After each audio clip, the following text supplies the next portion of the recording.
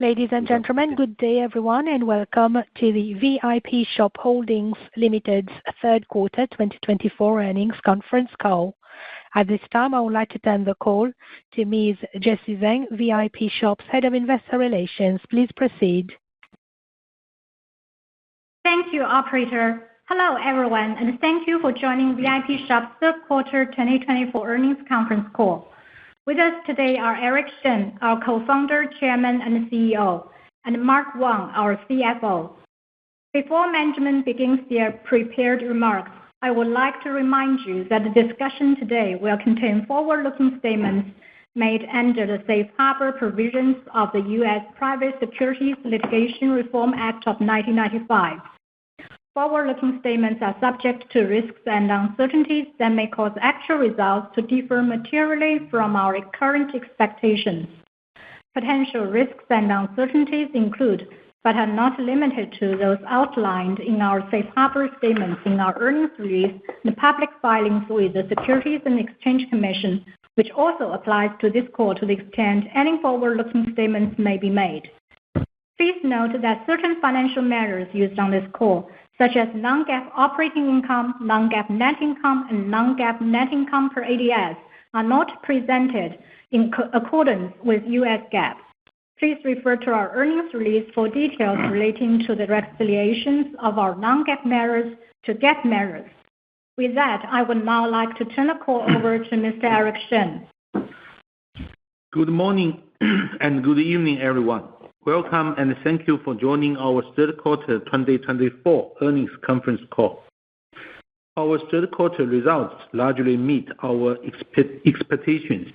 Aimed at still cautioning customer sentiment, we moved quickly to adapt our merchandising and operation priorities to external challenges and took concrete measures to find the biggest opportunities for improvement. Consistent with recent industry trends, third quarter sales decline reflect softer results in our more discretionary categories as consumers are facing growing headwinds, which weighs on their discretionary spend. On the positive note, SVIP membership growth remained strong and at double digits. In the third quarter, active SVIP customers grew 11% year-over-year, results in 49% of our online spending. This reflects that our value proposition is well appreciated by our most valuable customers through the best combination of merchandise, value, and service. So today, we remain focused on these long-standing factors that have made us a reliable place to shop and also have been successful in driving top-line growth in the past. We are pushing them forward in deeper ways, being more relevant in merchandising portfolio, highlighting even more value throughout our assortment, and increasing customer engagement through our worry-free service. This area has been critically important to ensure we continue to differentiate our experience from others.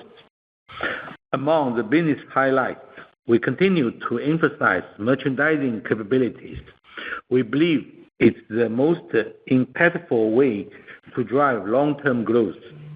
Our team demonstrates that they have the skill set to respond to change in customer behaviors and translate it into business results. Merchandising is in better shape. In the third quarter, we built assortment more relevant to customer lifestyles and trend-right categories. We leaned into categories with still resilient demand, and we create a better mix of apparel and non-apparel products for family shoppers. As a result, we did see strength in categories like sports and outdoor goods and homeware, despite the broad-based weakness. As we enter the promotional season, we feel good about the size and depth of our supply. We are pleased with the strong inflow of quality brand supply especially within the deep discount inventory. Through much more unique product offerings, some of our long-time brand partners achieved record sales with us through our major promotion channels like Super Brand Day and Super Category Day. Many more brands recognize us as a partner of choice, giving the generally lower cost to serve and higher sales efficiency, as well as a growing base of our hardcore customers. Within our merchandising, we are also encouraged by the momentum building in our Made for VIP line for customized products. In the third quarter, we worked with about 200 brand partners, adding some renowned global brands in womenswear and footwear to the line. Sales from these customized products extend a solid growth from pre-quarters. We see brand partners increasingly embraced Made for VIP, which have proven to be effective to attract more quality custom and repeat orders. More than half of the Made for VIP sales came from SVIP and other high-value customers, and the majority of their customers actually came back from more purchase in the broader apparel categories. Turning to customers, we see spending behaviors that are still showing signs of being stretched. Against that backdrop, our team quickly adjusted to focus on providing really good value for them. We prioritized everyday low price and time limit offers, highlight compelling deal for our SVIP members, and provide target incentive for family shoppers who trend to spend on high frequency categories. Our team is working hard to find more ways to deliver more value for our customers. We also see some early results after we upgrade SVIP privileges like provide sales and special offers, which have carried on for few quarters. Through both online access and ground events, they are clearly reinforced the trust and loyalty for SVIP member. We are planning these events to stay better aligned with customer interest and preference to best meet their multiple needs. As it related to strengthening our business for the future, we continue to experiment and deploy technology in the wide range of user base. One focus is to improve the relevancy and accuracy of search and recommendations so that customers of the different intent are more likely to browse and shop across categories. The other is to leverage AI capabilities to automate contents of all kinds to help customers find and buy what they are looking for. We do see opportunities for technology to become an important driver of both growth and efficiency. Recently, we start to see some marginal strength of customer demand. People have shown more willingness to spend, and our customers continue to shop along the holidays and the seasonal momentum. While we are doing our best to get back to growth, with customer spending yet to fully recover in the discretionary portfolio, we are laser focused on the long-term strategy that are pivotal to our long-lasting success that has always been a firm positions in discount retail for brands, to bring in the best of brand partners and to create great value for customers. We are driving necessary change in the more aggressive way so that we have all the right building blocks to compete and win. And through it all, we are remain diligent on execute the retail fundamental our customer expect from us and respond to their consumption shift in a timely manner. This requires specialized and elaborate efforts in merchandise, standout strengths we are continue to build on. We believe this will help us increase the appeal of our platform and ensure an engaging experience that keeps Vipshop top of mind in the very dynamic market. At this point, let me hand over the call to our CFO, Mark Wang, to go over our financial results. Okay, thanks, Eric, and hello, everyone. In the third quarter, we maintained disciplined financial management throughout the organization and delivered solid profitability against a weak top-line performance.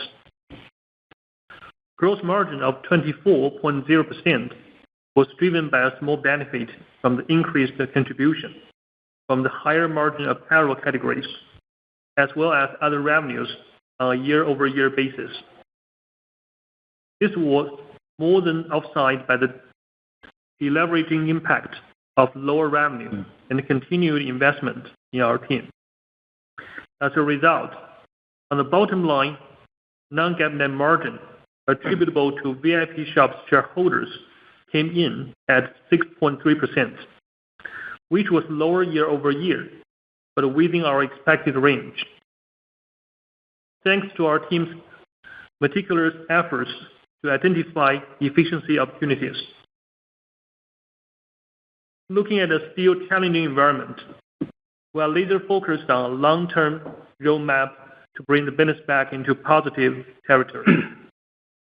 We continue to invest in our merchandising capabilities, delve deeper category by category, to add quality and value that best satisfy customer needs, while reallocation resource to maximize impact on customer mindshare and engagement. And we're always capable of moving these initiatives with a clear picture of their financial implications. We believe we are more integrated in operations now to create a better balance of our focus on sales and profitability. Turning to capital allocation, our priority have remained consistent.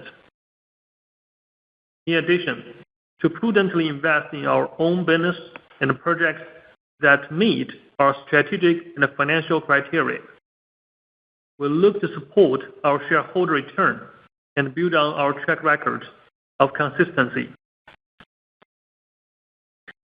In the first 9 months of 2024, we have repurchased a total of nearly $500 million, with $55.3 million left in the existing $1 billion share repurchase program. Also, we have a new 2-year buyback program of up to $1 billion in place. And as a reminder, for 2025, we plan to commit no less than 75% of our full-year non-GAAP net income attributable to Vipshop shareholders through discretionary share repurchase and the dividend distributions. Now moving to our detailed quarterly financial highlights. Before I get started, I would like to clarify that all financial numbers presented below are in renminbi, and all the percentage change are year-over-year change, unless otherwise noted. Total net revenue for the third quarter of 2024 were RMB 20.7 billion, compared with RMB 22.8 billion in the prior period. Gross profit was RMB 5.0 billion, compared with RMB 5.4 billion in the prior period. Gross margin increased to 24.0% from 23.6% in the prior period. Total operating expenses decreased by 6.1% year-over-year to RMB 3.8 billion from RMB 4.0 billion in the prior year period. As a percentage of total net revenues, total operating expenses was 18.2%, compared with 17.6% in the prior year period. Fulfillment expenses decreased by 2.0% year-over-year to RMB 1.7 billion from RMB 1.8 billion in the prior year period. As a percentage of total net revenues, fulfillment expenses was 8.4%, compared with 7.8% in the prior year period. Marketing expenses decreased by 7.7% year-over-year to RMB 617.8 million from RMB 669.6 million in the prior year period. As a percentage of total net revenues, marketing expenses were 3.0%, compared with 2.9% in the prior year period. Technology and content expenses increased by 4.3% year-over-year to RMB 454.2 million from RMB 435.3 million in the prior year period. As a percentage of total net revenues, technology and content expenses was 2.2%, compared with 1.9% in the prior year period. General and administrative expenses decreased by 15.3% year-over-year to RMB 957.8 million from RMB 1.1 billion in the prior year period. As a percentage of total net revenues, general and administrative expenses decreased to 4.6% from 5.0% in the prior year period. Income from operations was RMB 1.3 billion, compared with RMB 1.5 billion in the prior year period. Operating margin was 6.4%, compared with 6.7% in the prior year period. Non-GAAP income from operations was RMB 1.7 billion, compared with RMB 2.1 billion in the prior year period. Non-GAAP operating margin was 8.2%, compared with 9.1% in the prior year period. Net income attributable to Vipshop shareholders was RMB 1.0 billion, compared with RMB 1.2 billion in the prior year period. Net margin attributable to Vipshop shareholders was 5.1%, compared with 5.3% in the prior year period. Net income attributable to Vipshop's shareholders per diluted ADS was RMB 1.97, compared with RMB 2.19 in the prior year period. Non-GAAP net income attributable to Vipshop shareholders was RMB 1.3 billion, compared with RMB 1.8 billion in the prior year period. Non-GAAP net margin attributable to Vipshop shareholders was 6.3%, compared with 8.1% in the prior year period. Non-GAAP net income attributable to Vipshop shareholders per diluted ADS was RMB 2.47, compared with RMB $1.33 in the prior year period. As of September 13, 2024, the company had cash and cash equivalents and a restricted cash of RMB 22.5 billion and short-term investments of RMB 1.6 billion. Looking forward to the fourth quarter of 2024, we expected our total net revenues to be between RMB 31.2 billion and RMB 32.9 billion, representing a year-over-year decrease of approximately 10% to 5%. Please note that this forecast reflects our current and preliminary view of the market and operational conditions, which is subject to change. With that, I would now like to open the call to Q&A.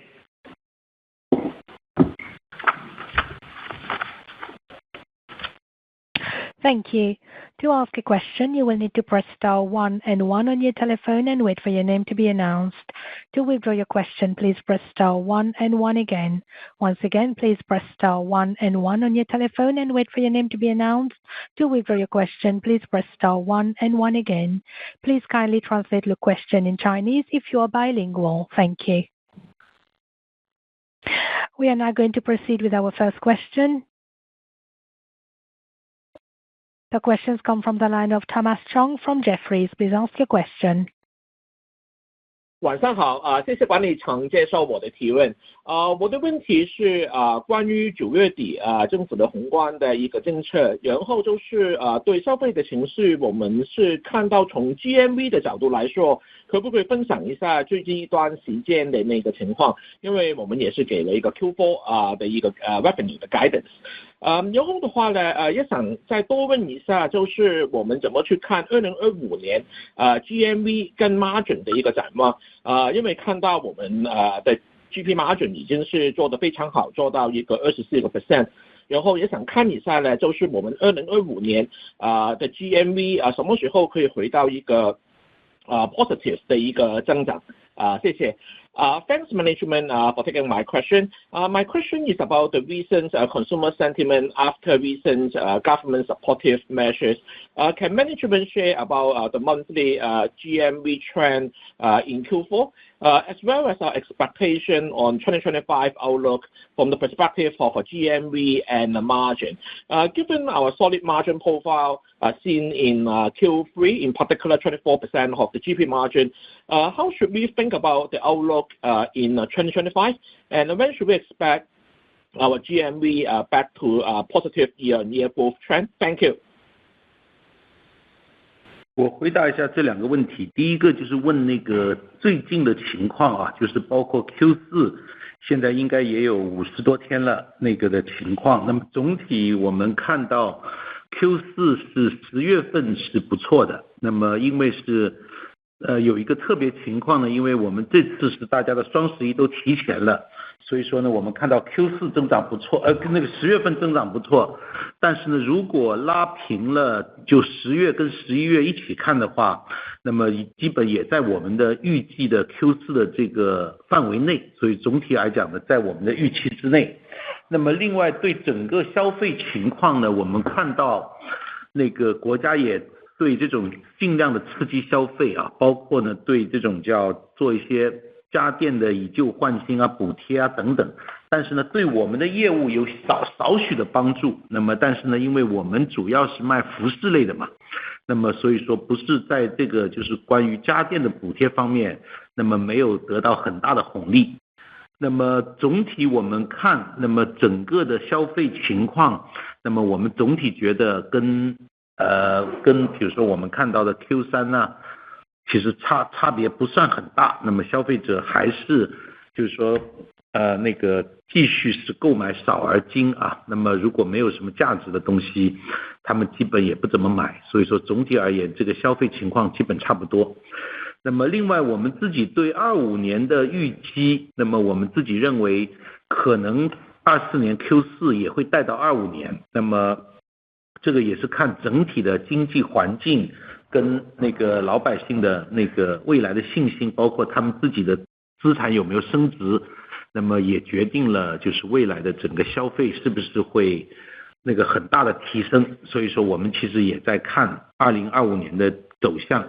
那么对我们自己而言呢，就是说那个包括2025年的 GMV， 我们其实2024年是跌的，那么我们争取在2025年吧，我们争取要把 GMV 扶正。那么另外的话呢，就是在2025年的我们预估的话，那么关于净利方面，我们认为就不会有什么大的变化。那么因为我们的整体的那个收入结构还比较稳定的，那个另外呢，关于花费方面，那么我们自己认为会有一些小变化吧，但是不会有大变化，所以我们自己认为在2025年的关于净利的，我们其实也是相对稳定的，就不会有什么大的变化。Okay, first of all, on the recent business trends, quarter to date, I think we have been into the quarter for over 50 days, and October was really good, but that was apparently because of the much earlier Double 11 promotion, which led to some front load of consumption. And if we add October and November to date, we are still within the guidance. In terms of consumer sentiment, of course, the government-sponsored trading programs launched toward the end of September do give us some boost to our certain categories in electronics and home appliances. But since we are primarily focused on apparel categories, we are not very key beneficiary of such programs. And overall sentiment may have bottomed out following the recent stimulus package, but still it's a rather rational environment to us. We are still seeing customers are still showing signs of being stretched. They're making trade-offs in family budgets, looking for value, focusing on essentials, and delaying purchases until the need of moment. So we haven't seen a very meaningful recovery in consumer sentiment as compared to prior quarters. And lastly, on 2025 outlook, we do believe it's we think it's pretty unpredictable. We are going to plan our business cautiously. It depends on a number of factors, whether macro is going to have better recovery, whether consumer confidence is going to pick up, and there are a lot of uncertainties. But so we think probably the trend we're seeing in Q4 would be brought forward into a part of 2025. But we are doing our best to get back to growth, especially in terms of GMV, as compared to a small decline for GMV in 2024. And on margins, I think there are not too much to worry about. We are focused on growing profit dollars. I think in terms of absolute dollar amount and also on the margin side, we should be able to maintain relatively stable levels. And on costs and expenses, we are going to be continue to be very disciplined. And there could be some changes as to certain cost and expenses structure, but it should be not big swings from what we have done for 2024. That's all. Thank you. We are now going to proceed with our next question. The questions come from the line of Alicia Yap from Citigroup. Please ask your question. Hi, good evening， 管理层晚上好，谢谢接受我的提问。我想跟进一下，就是这个双11的这个表现，就想管理层大概再跟我们细讲一下，就是说如果只是双11，比如说大概30天里面的，我们是就是有看到是正增长的这个双11，对吧？就是说有没有比我们之前自己的预期是超我们自己的预期哈？然后因为我们4Q 的 guidance 呢，就是不是说我们就对12月份的一些消费没有什么大的一个就是 visibility， 所以就比较保守，所以感觉上就整个4Q 我们 guidance 还是就是盖了5到10的这个负增长哈，所以就想大概理解一下这个整个双11的这个区间，然后就过了双11的一些你这边的想法然后另外的话呢，就是想了解一下今年双11的这个退货率是比往年还要高，还有比这个618还要高吗？还是说是差不多的？我自己很快翻译一下。So my question is just to follow up on overall the single days performance and also the 4Q guidance. So just wondering during the single days period that 30 plus days, is that you actually able to achieve a positive growth during the single days period? And then in terms of your guidance, is that conservative because you want to not too sure about how the December trend, so that's why you're providing that 5-10% decline because the visibility in December are not sure. And then also on the return rate, so if you can compare the return rate for this single days versus last year single day and versus this year June 18. Thank you. 那个今年双11因为是口径不一样就是我们比如说今年的双11大家基本要做大概28天吧。那么去年的双11大概只做了20几天，所以说理论上呢，就是说如果大家现在我看到别人家都比的话都是增长不错，如果我们也拿这个比，我们也增长20几。但是呢，如果我们看就是说如果看那个同样20几天比20几天，所以说我们看到其实是跟我们的预测的大趋势差不多的，所以说我们其实客观的看到，那么整体我们 Q4 应该还是在低迷的状态。那么第二个呢，就是说我们包括对我们的这次的预估，我们觉得要保守，可能是-5到-10吧，因为我们知道其实去年的天气非常冷，那么中间有那个寒潮很多，还有些意想不到的寒潮，那么导致我们去年那个 Q4 又做得特别好，那么今年我们知道整体的那个大环境的天气其实不太乐观就明显预测就今年的天气不会冷于去年，所以说我们对这个呢也做了一些那个准备，那么我们预估到今年的整个天气的问题导致生意也不会比去年更好，所以说我们自己看这也是我们自己觉得要报-5到-10的2个原因吧。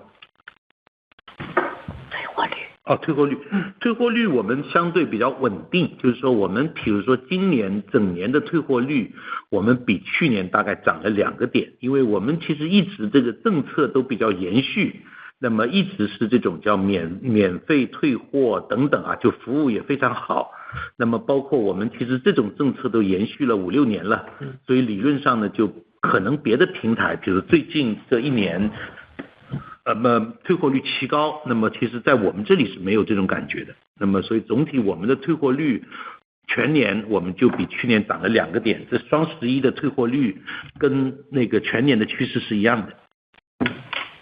Okay, first of all, as to Double 11 performance, I think most of the platforms are comparing it on a full cycle basis. Basically, we did 28 days of promotions as compared to roughly 20 days last year. And if on this full cycle basis, we are doing very well.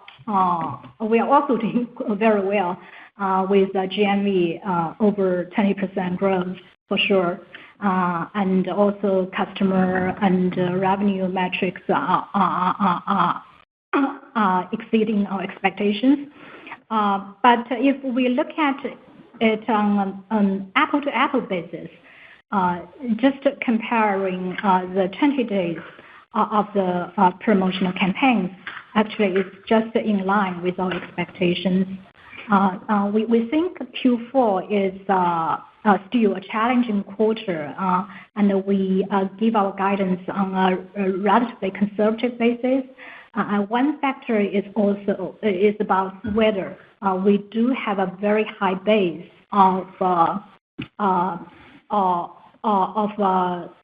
especially in last Q4, we had actually extended a period of cold waves, which benefited our business unexpectedly. So this year apparently is not going to be as cold as last year, and so we bake this this weather factor into our Q4 guidance as well. That's why we think Q4 is going to be a little bit challenging.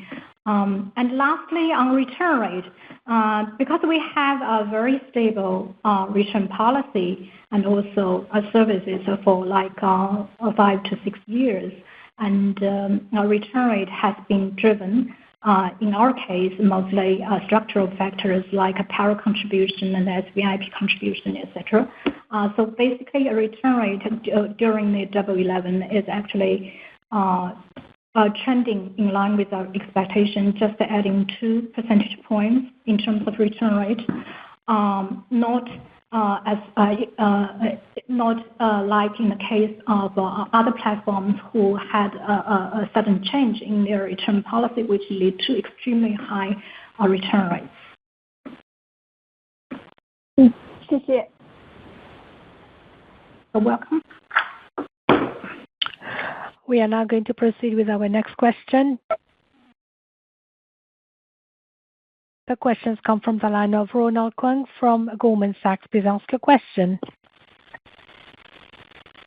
谢谢沈总 Mark Jessie 可能先问个毛利率，就我们这个3季度创了一个历史新高，那去年其实4季度毛利率还比3季度高，平常可能4季度有其他品类的话会拉低一些，但去年还很高。那我们今年这个 apparel 的这个 mix 和4季度因为怎么想这个毛利率？然后呢，第二个想问我们这次 OP 和 net profit 就 operating profit 和 net profit 之间，可能就感觉这个净利润增速就跌幅就再大一些，看来是这个 tax expense 就高了30%左右，那应该是一些我们把钱withholding tax 做 share return， 那我们应该怎么去想这个未来这个 outlook 这个 tax expense， 就我们今年可能因为为明年的这些 return 做了一些准备，那我们应该怎么去想这个 tax expense 和我们这个股东回报这边？那我翻译一下。Thank you, management. Just 2 questions. One is your gross margins reach record high in third quarter. Last year, fourth quarter gross margins were even higher. How should we think about the apparel mix, which usually is good for gross margin, and the outlook for gross margins for 4Q? Second is your net profit decline was wider than operating profit, and seemingly a 30% increase in tax expenses. Is that related to our transfer of cash onshore to offshore to fund our shareholder returns? How should we think about this income line outlook? Thank you. 那我先回答第一个问题，第二个问题让 Mark 回答。第一个问题就是 Q3 我们的那个毛利率那么管理也不错，那么我们是24那么但是我们自己看在 Q3 我们可能要投入一些在补贴或者等等因为我们那个就是觉得就是说因为现在的竞争的环境，我们适当要做一些贴补，那么但是呢我们做贴补还是有限的比如说我们自己认为有可能 Q4 的毛利率有可能是 23.7%， 不知道就大概可能是比如说只是会适当低一些，但是不会说今天整个变形，比如说变成22啊、23啊，类似这样。所以说我们其实针对现在这个竞争的环境，包括这个尤其在标品方面，我们会做一些适当的补贴，所以总体是对 Q4 的毛利的预估。那么第二个问题 Mark 来回答。对。So in terms of our GP margin outlook, I think for Q3, we had 24%, which was driven by a small benefit from apparel contribution and also higher other revenue. But looking into Q4, as you know, we continue to invest to grow. So especially given the current competitive environment, if we see an opportunity to invest a portion of our current profit margin to gain sustainable growth in dollars, we would do that.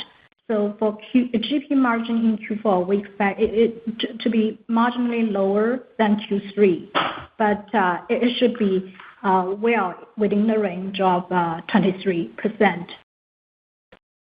Okay. Thanks for your question. And regarding the first question, you talk about the gross margin. Let me give you some supplementary comments. For the third quarter, the gross margin expansion was primarily driven by the following reasons. The first one is the higher margin apparel categories, which had a higher contribution year over year. The second one is we have many cost-saving initiatives to improve gross margin, including optimized merchandising portfolio, well-managed customer incentive, and so on. The third is higher contribution from higher margin other revenues. That because the other revenues, we also book some of the like Shan Shan Outlets revenue, which is recognized as net revenue approach. That means we recognize the rental income for the Shan Shan Outlets income. So that means the gross margin is higher, which was booked in the other revenues. Okay, so that is main three reasons for the gross revenue higher than before. And for your second question, that's a very good question. It's regarding the effective tax rate, non-GAAP expenses. Just you mentioned that we distribute some of the dividends from the entities in the China mainland to the entities in Hong Kong. Okay, the reason is that we need to do the share buyback, as we mentioned before. Okay, this quarter we remit around 3.5 billion RMB. So that means we have 175 million withholding income tax expenses. Okay, so exclude the factor, the withholding income tax expenses, the ETR would have been around 17 to 18%. I think for the long term, exclude the withholding income tax impact, the ETR could be still around 17 to 18%. Thank you. Thank you, Mark. We are now going to proceed with our next question. The questions come from the line of Roger Duan from Barclays. Please ask your question. 谢谢管理层接受我的提问，大家晚上好。我这边有2个小问题想请教一下，就是第一个，就是能不能请管理层分享一下，就是我们第3季度从不同品类的角度来看，他们的分别的表现如何？因为像 Mark 总刚刚说的，好像穿戴在3Q 这个GMV 的占比有了进一步的提升是我的第一个问题。然后第二个问题是，能不能请管理层分享一下，我们这个季度 SVIP 用户的用户行为有没有什么比较明显的变化？从消费频率或者是从客单价的那个来看I'm gonna address myself. Thank you, management, for taking my question. I have 2 questions. First, for third quarter, can management share in terms of different product categories? Do we see any difference in terms of performance? Because it looks like apparels have grown in terms of GMV contribution in third quarter. And my second question is on SVIP users. Can management share whether we have seen any changes in consumer behavior during the quarter in terms of shopping frequency or average bucket size? Thank you. 好，我们看那个第三季度的话，就是我们穿戴会跌，那么但是跌的没这么厉害，反而标品会跌的猛过穿戴啊，就是说明说我们其实我们上次也说了，因为这种比价特别厉害的地方，现在电商竞争激烈，那么我们说在标品方面我们会跌得多一点，所以说我们最近也在加强那个标品的，就是说我们要做一些补贴，干些什么，然后争取要把这个标品不要让它跌这么猛，因为我们本来的标品也不强，那么但是呢，其实像标品的，那么就是像用户的需求，其实在每个季度其实对我们都有蛮正向的帮助，就是他们日常所需啊。那么第二个呢，就是关于 SVIP 呢，我们现在是750万的用户。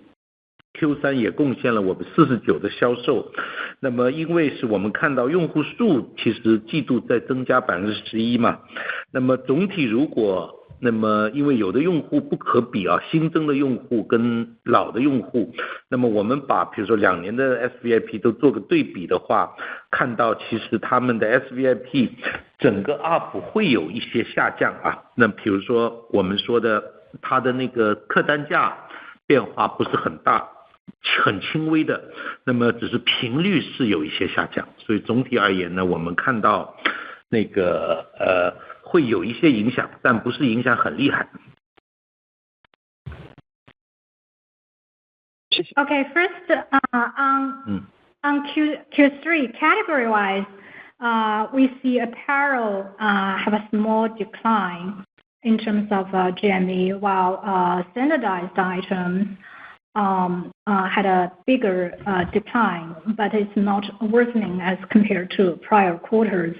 And it's still it's because of the competition on price advantage by other platforms. And with that, we are making a series of adjustments. And especially we are giving out some limited and targeted incentives, for example, for family shoppers to increase their chance of doing shopping across different categories, especially in daily essentials. And we are seeing some early results from that. And we hope that we would gradually narrow the loss from standardized items. And on SVIP, we're seeing a very solid momentum. We had 7.5 million active Super VIP customers in Q3, which accounted for roughly 49% of our online spending. In terms of customer base, so that was 11% growth year over year. And apparently, new SVIP customers for the quarter, it takes time for them to ramp up their frequency and therefore ARPU. So they have, to some extent, a dilutive effect on the whole SVIP base. But if we look at the same cohort, for example, the 2-year SVIP customers, we see their performance are actually relatively stable.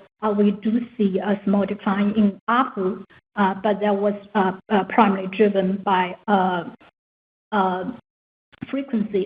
frequency, and average ticket size remained relatively stable. Apart from that, we actually don't see any additional loss of consumer health as to SVIP customers. We are now going to proceed with our next question. The questions come from the line of Jialong Shi from Nomura. Please ask your question.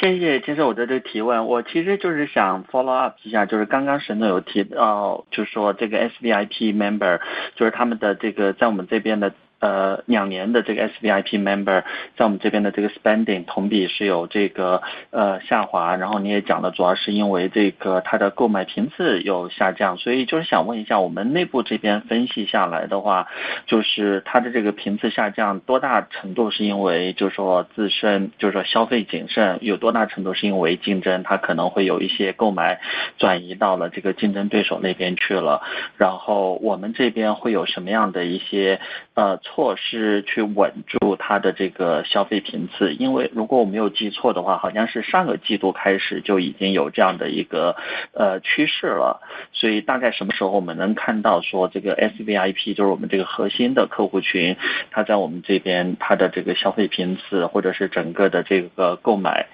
力都能够稳住，这个是我的一个问题。第二个问题的话，就是想问一下，就是刚才你也讲到，就是这个以旧换新，因为我们主打的是穿戴类的，可能我们受益不多，但是我们标品里面其实也是有一些消费电子，然后我们还有线下的这个奥莱店，所以我想问一下，就是我们这个唯品会这边的业务有没有就是说多多少少能受益于这样一个以旧换新补贴的这个措施，因为也有听到说这个国家以旧换新这个措施可能明年还是会持续的，就说我们也做一个主要的电商渠道，有没有可能有机会也能获益？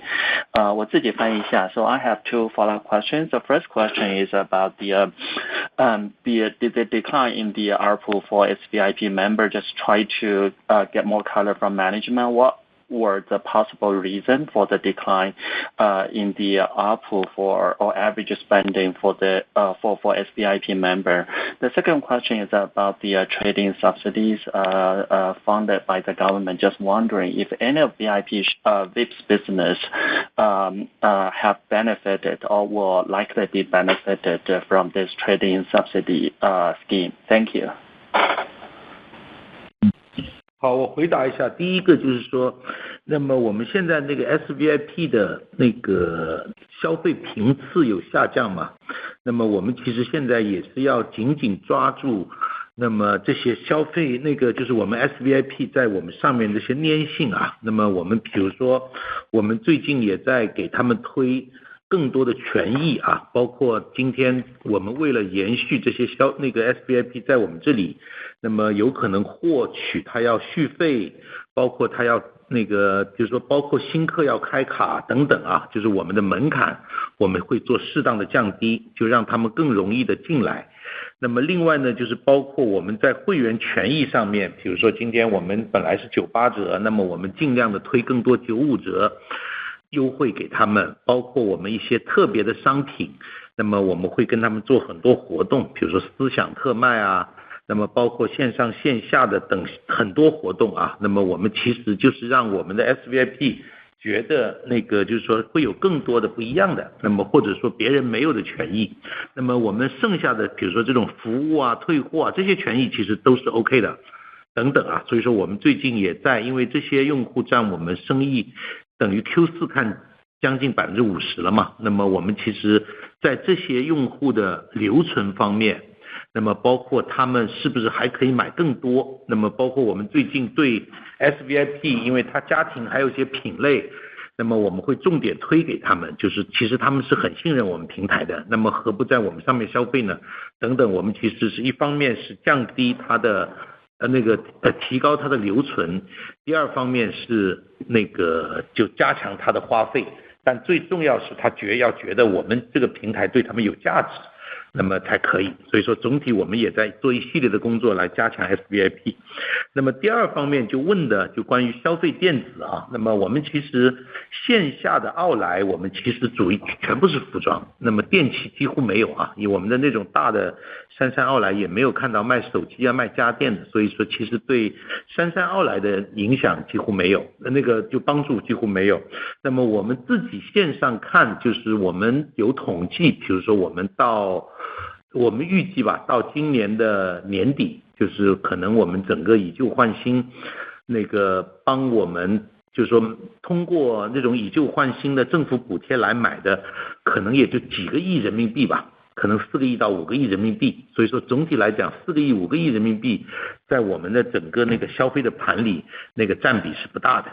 那么我们其实这个可能跟我们的这个认知不强有关系啊，就消费者的认知不强有关系。那么我们也积极推进，比如说最近政府也会在扩品类，但是目前还没扩到衣服啊，所以我们也在想，那么希望政府来更多刺激我们说的老百姓的这种基本的消费。So for SVIP customers, we do realize that they have a small decline in frequency, even for the same cohort of customers. We are making a lot of efforts to increase engagement with SVIP customers. For example, we are planning to lower the bar for SVIP customers in terms of membership privileges, for renewal and for new customers who become SVIP member for the first time. And we are also planning to cover the additional 5% of discount to more brands and merchants. We are launching a lot of online and also ground events, such as the private sales and special offers, to reinforce the trust and loyalty from our SVIP customers. And I think the essence of this SVIP enhancement program is intended to, one is to increase their retention and also repeat orders. And second is to find more opportunities for cross-category purchases, especially for family shoppers, because most of the SVIP customers actually do have very strong trust and loyalty in Vipshop. And if we provide a great combination of product value and service, they wouldn't hesitate to shop with us more often. And that's for SVIP customers. And for trading programs, for our offline outlets, actually the primary business is still on apparel categories, so we barely benefit from the trading program. And for online business, we expect there should be a few hundred million, ranging from 400 to 500 million RMB additional sales from trading programs. This is not meaningful enough to drive our GMV or revenue. It could be that our platform is still more recognized by customers as a great place to shop for apparel and accessories instead of electronics and home appliances. Having said that, we are trying to cooperate with the government departments to see whether they would be willing to extend the trading programs to other categories. Of course, it hasn't expanded to apparel categories for now, but we do see opportunities. If the trading program extends to additional categories, we should be benefiting from that. Due to time constraint, this concludes today's Q&A session. At this time, I'll turn the call back to Jessie for any closing remarks.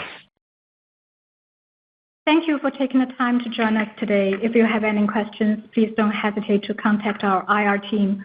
We look forward to speaking with you next quarter. This concludes today's conference call. Thank you all for participating. You may now disconnect your lines.